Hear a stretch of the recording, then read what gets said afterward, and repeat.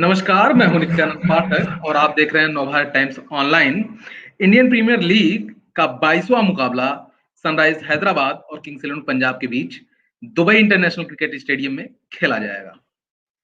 ये मैच दोनों ही टीमों के लिए बहुत अहम है, क्योंकि किंग्स इलेवन पंजाब जहां पॉइंट्स टेबल में सबसे आखिरी यानी 8वें नंबर पर है, वहीं सनराइज हैदराबाद छठे नंबर पर है।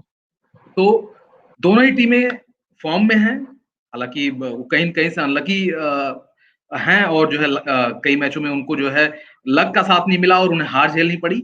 तो आज के मुकाबले को लेकर उनकी क्या स्ट्रैटेजी होगी, दोनों टीमों की प्लेइंग 11 क्या होगी और किस तरह से वो अ, टीम को जो है किस दिशा में लेकर जाएँगे, इन्हीं सब मुद्दों के को लेकर जो है बात करने के लिए आज हमारे साथ हैं हमारे नोभा टाइम्स के sports editor Sanjeev Kumar ji. Sir, सबसे पहले तो आपका स्वागत है। नमस्कार। जी, क्या लगता है जो पॉइंट्स टेबल की ये जो मार है, जो टकरार है, वो आज किस तरह से देखने को मिलेगी दोनों टीमों के बीच? देखिए, अभी तक तो गुंजाइश है सारी टीमों को ऊपर पहुंचने और लास्ट फोर में अपनी जगह बनाने के। जी, सभी टीमों के पास ऑप्शंस हैं, क्योंकि जी, अभी आधे मैच नहीं खेले हैं सभी ने। औसतन 5-5 मैच सबके हुए हैं। मुंबई जी, इंडियंस ने थोड़ा बेहतर प्रदर्शन किया है। वो जी, 6 मैचों में 4 इस टीम ने जीते हैं। जी, बट बाकी टीमों में से मुझे नहीं लगता कि कोई भी टीम कंसिस्टेंट रही है। दिल्ली कैपिटल्स ने भी अच्छा खेल दिखाया है, अच्छा लेकिन खेला है, डोमिनेट निष्पाप किसी निष्पाप। ने नहीं किया। हार सबको मिली है। जी, और एक ना एक ऐसा मौका आया है जब टीम को ऐसा लगा है कि बहुत बड़ा झटका लगा है। और ये ज्यादा हार इनके खाते में जरूर है। 3 हार है। किंग्स इलेवन पंजाब सबसे नीचे है, आखिरी पायदान पे है। बावजूद इसके कि उन्होंने शुरुआत बहुत अच्छी की थी, जी, लेकिन बाद के मैचों में वो उतार चढ़ाव रहा, बल्कि ज्यादा वो मैच हारते रहे। तो आज का जो मैच है, दोनों ही टीमों, छठे नंबर पर सनराइजर्स है और 8वें और अंतिम पायदान पर किंग्स इलेवन पंजाब है। दोनों के जी, पास मौका है कि वो होड़ में बने रहे, क्योंकि कम जी, से कम किंग्स इलेवन पंजाब के लिए 5 मैचों में अगर 2 अंक है, एक और हारते हैं तो बहुत मुश्किल स्थिति पैदा हो जाएगी। फिर इफ जी, बट बहुत सारे हो जाएंगे। तो आज का मैच अहम ज्यादा दोनों टीमों के लिए, लेकिन ज्यादा किंग्स इलेवन पंजाब के लिए है, क्योंकि एक हार का मतलब है कि आपके ऊपर अगले तमाम मैचों में अच्छा करने और जीतने के अलावा कोई चारा ना हो। तो आप चाहते हैं कि आगे बने रहे, तो ये मैच जीतना जरूरी है उनके लिए। जी, बिल्कुल सही कहा आपने। जो है यहाँ पर किंग्स इलेवन पंजाब को जीत बेहद देखिए पंजाब के लिए मैं एक शब्द अनलकी तो मेरा मानना है कि केएल राहुल बहुत अच्छा कर रहे हैं, मयंक अग्रवाल बहुत अच्छा कर रहे हैं, लेकिन जब बैटिंग अच्छी कर रही है तो उनकी बॉलिंग बहुत अच्छी नहीं कर पा रही है। सेकंड क्वार्टर को उस दिन राहुल तेवतिया ने 5 छक्के मार दिए एक ही ओवर में और मैच पलट गया। तो देखिए मोहम्मद शमी भी जो है जिस तरह के धारदार गेंदबाजी के लिए जाने जाते हैं वैसा कुछ कर नहीं पा रहे। तो ये क्या आखिर किस तरह की क्यों जो है ये फ्लॉप हो रही है गेंदबाजी या कई बार बैटिंग जो है जो उनका मिडल ऑर्डर है वो फ्लॉप हो जा रहा है। तो आखिर क्यों ऐसा हो रहा है? देखिए, देखिए इस टीम में जिस टीम में 3 अच्छे परफॉर्मर है, टॉप परफॉर्मर है, बॉलिंग में शमी है, बैटिंग में दोनों ओपनर केएल राहुल और मयंक अग्रवाल है। मयंक अग्रवाल जी, तो फिर आपने कहा कि कमी कहाँ रह गई। देखिए, जी, खेल, खासतौर पे क्रिकेट में ये कहावत है कि आप जब तक आखिरी गेंद न डाली जाए, तब तक आप हार और जीत नहीं समझ अपने को सुनिश्चित नहीं नहीं करते। समझ जी, सकते कि आप हार गए या जीत गए हैं। मैच का जी, नतीजा नहीं निकालना चाहिए। तो बिल्कुल, बिल्कुल। वही चीज है कि ये सब कुछ अच्छा कर रहे हैं, बट आखिर में जो कहते हैं कि मंजिल के निकट पहुंच के आपके पैर फिसल जा रहे हैं। जी, जी, और देखिए, टॉप हैवी है इनकी तरफ। अगर बैटिंग देखें तो ज्यादा रिलाई कर रहे हैं 2 बैट्समैन पर। अगर ये 2 बैट्समैन नहीं चलते हैं, या फिर ऐसा हो कि यही दोनों बैट्समैन अंत तक रहे और जीत दिलाकर लौटे, तो ये भी पॉसिबल नहीं है। अगर सभी बहुत अच्छा नहीं कर पा रहे हैं, तो फिर टीम लड़खड़ा रही है। और दूसरी चीज, जी, सिर्फ सेंचुरी बनाने से नहीं होता, सिर्फ एक विकेट एक बॉलर के 3 विकेट या किफायती होने से नहीं होता। ये 2020 के फॉर्मेट में और टीम गेम जहां हो, आपको वो जो लाइन बनी है, जो टारगेट है, उसके उधर जाना होता है। जैसे आप सुपर ओवर्स में देख रहे हैं किस तरह से हार मिली और जी जीता हुआ मैच हार गए।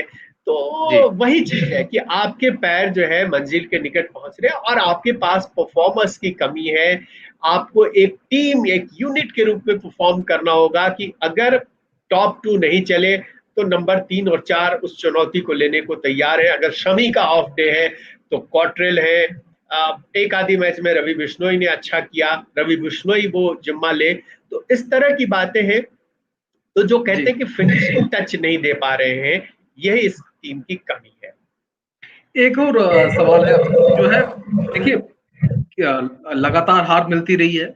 केएल राहुल और जो उनकी स्ट्रेटजी और टीम मैनेजमेंट की जो स्ट्रेटजी है, वो एक ही बात पर रुकी हुई है, या यूं कह ले अटकी हुई है, कि जो है मयंक अग्रवाल और केएल राहुल से ही ओपनिंग करवाना है। मैं पूछता हूं कि क्यों आखिर, जब अगर आपके दो ही बैट्समैन फॉर्म में हैं, तो एक को जो है मिडिल ऑर्डर में करिए। केएल राहुल और मयंक अग्रवाल दोनों मिडिल ऑर्डर में खेल सकते हैं। इवन टीम इंडिया के लिए खेला है केएल राहुल ने। तो मुझे लगता है कि ये बदलाव जरूरी है। किसी नए को जो है वो ऊपर लेकर आए। क्रिस गेल उनके पास है, इसे मिडिल देखिए मिडिल अभी ऑर्डर भी स्ट्रांग होगा जी। एक मैं स्टैट्स देख रहा था कि जी ये दोनों ही बैट्समैन जो है, एक केएल राहुल के नाम 302 रन है, मयंक अग्रवाल के नाम बिल्कुल बिल्कुल 272 रन बिल्कुल। है और टीम के 63% रन इन्हीं के नाम है। इन्हीं के नाम है जी। और इन्होंने अभी जो 5 मैच खेले हैं, 15 खिलाड़ियों को ट्राई किया है। जी तो ये भी एक देखने वाली बात है कि आपने किसी 11 को सेट नहीं होने दिया, आपने बदलाव किए हैं। लेकिन क्या वो बदलाव आपके हक में रहे हैं, ये देखने वाली बात है। सवाल उठाए जा रहे हैं कि आखिर गेल कब आएंगे। मुझे याद जी है कि इनके कोच ने कहा था पिछले मैच के बाद कि शायद हम गेल को आगे आने वाले मैचों में देख सकते हैं और जी गेल उतर सकते हैं। ये संकेत तो मिला था।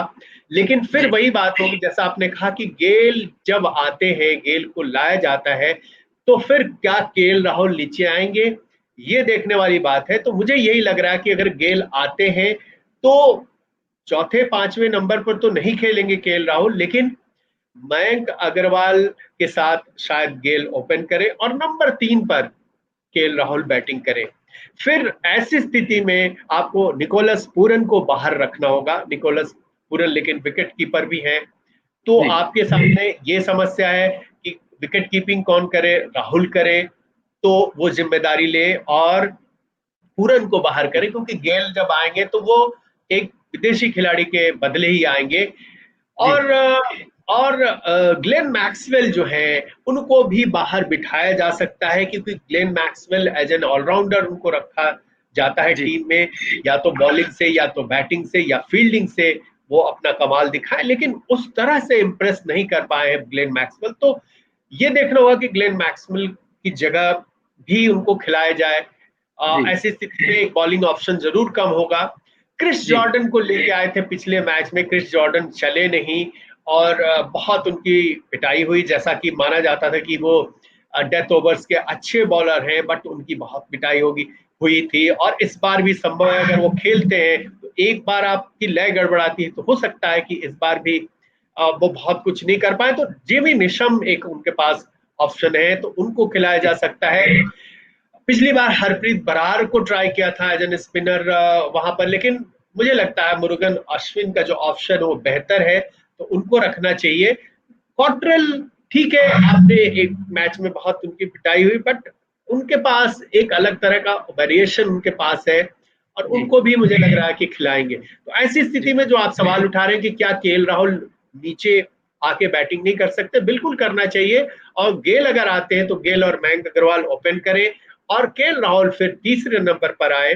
और वैसी स्थिति में आपको या तो मैक्सवेल या तो निकोलस पुरन की कुर्बानी देनी पड़ेगी।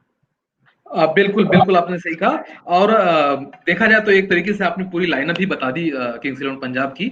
अब चलते हैं हम डेविड वार्नर की कप्तानी वाली सनराइज हैदराबाद की तरफ।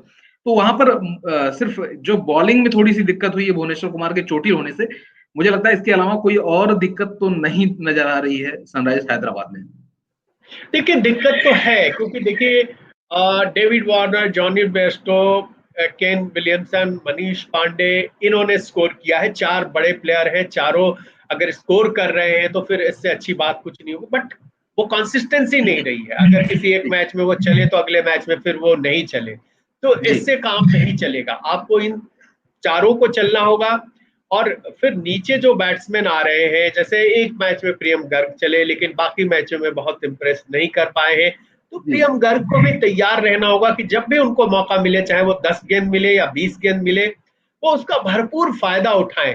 तो ऐसे नहीं होगा कि आप कंसिस्टेंसी हम बार बार बात उठाते हैं कि एक निरंतरता रहे। आप एक परफॉर्मेंस देते हैं एक मैच में, अगले मैच में आप नहीं परफॉर्म कर पाते हैं, और इसका असर अगर टीम पर पड़ता है तो फिर ओवरऑल रिजल्ट जो है सामने नहीं आएगा, तो फिर आप इसी तरह पीछे चलते रहेंगे। तो जी आज यही लग रहा है कि इनके लिए सबसे बड़ा सवाल ये होगा कि क्या जो पिछले मैच में 11 को खिलाया था उसी को कायम रखें, क्या सिद्धार्थ कौल को रखें टीम में, या फिर जिस तरह से वो पिटे थे उनको बाहर रखा जाए, ये ध्यान देने वाली बात होगी। तो ये सारी समस्या उनके सामने होगी कि 11 क्या उतारा जाए। ये चर्चा भी है कि एक ऑप्शन उनके पास मुजीब मुजीब का एक ऑप्शन है। तो जी माफ कीजिएगा, मुजीब रहमान तो किंग्स 11 जी था। पंजाब में है, और यहाँ पर हाँ, खलील अहमद हो सकते हैं। खलील अहमद की बात जी मैं कर रहा हूँ। तो जी ये उनको ऑप्शन देखना होगा कि किनको उतारे। एक उन्होंने पृथ्वी, एक नए पृथ्वी है, वो पृथ्वी शाव नहीं है, ये जी जी दूसरे पृथ्वी है, पृथ्वीराज यारा है, उन्होंने रखा है भुवनेश्वर कुमार की जगह। इस जगह बट लेकर क्या आए। उनको खिलाएंगे, क्या उनको मौका दिया जाएगा, क्योंकि उनके पास अनुभव बहुत कम है, ये भी जी देखने वाली बात होगी। तो ये सारी चीजें होंगी उनके सामने कि ये 11 हम जो उतारने जा रहे हैं वही 11 उतारे जो पिछले मैच में लेकर उतरे थे, उसी पर भरोसा जताए, या फिर कुछ बदलाव करें। ऐसे लगता नहीं है कि डेविड वार्नर, जॉनी वेस्टो को छोड़ के कोई और ओपन करेगा। केन विलियमसन उसके बाद आएंगे, मनीष पांडे भी रहेंगे, प्रियम गर्ग भी रहेंगे, अभिषेक शर्मा को भी नहीं हटाएंगे, अब्दुल समद ने भी एक्सप्रेस शपथ किया भी है अच्छा तो कर रहे उनको भी हैं। रखेंगे। राशिद खान को हटाने का सवाल नहीं है। संदीप शर्मा भी बहुत अच्छे बॉलर हैं और उनके पास भी अभी तमाम अनुभव है। जी अब इसके बाद सिद्धार्थ कौल और नटराजन, इन इन इन दोनों के बीच देखना होगा कि सिद्धार्थ कौल को रखते हैं कि उनकी जगह किसी और को लेते हैं, या फिर टी नटराजन को हटाते हैं। मुझे नहीं लगता कि नटराजन को हटाएंगे, उनके नटराजन अच्छा साथ कर रहे हैं। कंटिन्यू करेंगे। सिद्धार्थ कौल पे एक सवाल मुझे लग रहा है कि वहां उठेगा।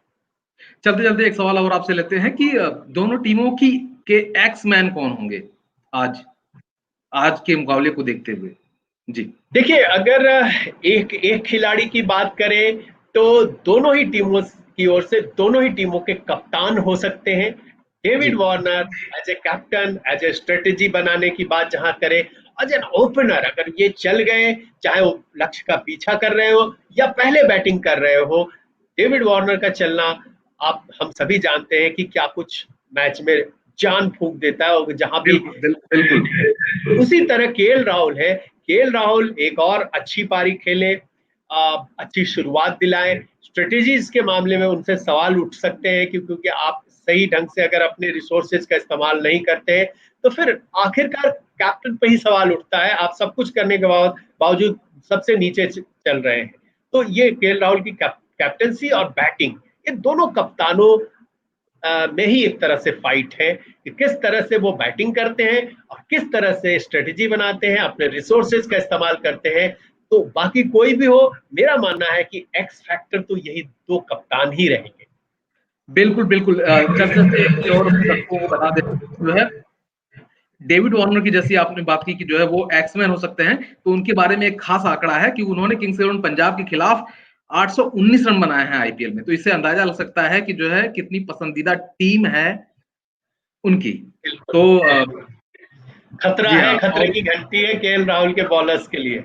बिल्कुल, बिल्कुल आपने सही कहा और आज की चर्चा यहीं समाप्त करेंगे और उम्मीद करेंगे कि आज ही बहुत ही रोचक मुकाबला देखने को मिले, कल जैसा। धन्यवाद।